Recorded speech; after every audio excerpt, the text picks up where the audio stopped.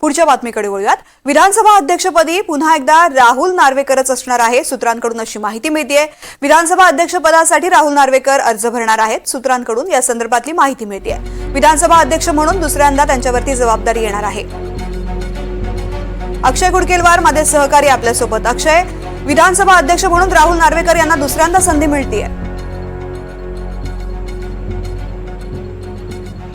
तृप्ती, आपण जर बघितलं तर विधानसभा अध्यक्षपदासाठी उद्या दुपारी 12 वाजेपर्यंत अर्ज भरणं गरजेचं आहे, क्रमप्राप्त आहे आणि यासाठी भाजपाच्या वतीनं विधानसभा अध्यक्षपदासाठी राहुल नार्वेकर यांच्या नावावरती शिक्कामोर्तब झालं असल्याची माहिती विश्वसनीय सूत्राच्या माध्यमातून मिळते।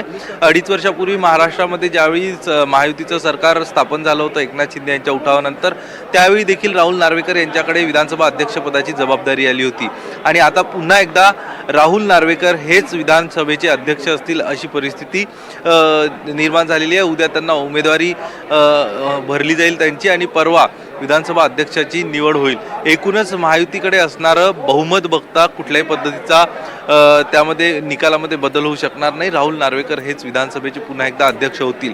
वेगवेगळ्या नावांची चर्चा सुरू होती, त्यामध्ये सुधीर मुनगंटीवार असेल, यासोबतच कालिदास कोळंबकर असतील, यांच्या नावाची चर्चा सुरू होती। मात्र आता आपल्याला जी खात्रीलायक सूत्रांकडनं माहिती मिळते आहे यानुसार पुन्हा एकदा नवे विधानसभा अध्यक्ष हे राहुल नार्वेकरच असतील। पुन्हा राहुल नार्वेकर यांना दुसऱ्यांदा विधानसभा अध्यक्षपदाची संधी मिळते। निश्चित। तृप्ती, धन्यवाद अक्षय संपूर्ण माहितीसाठी।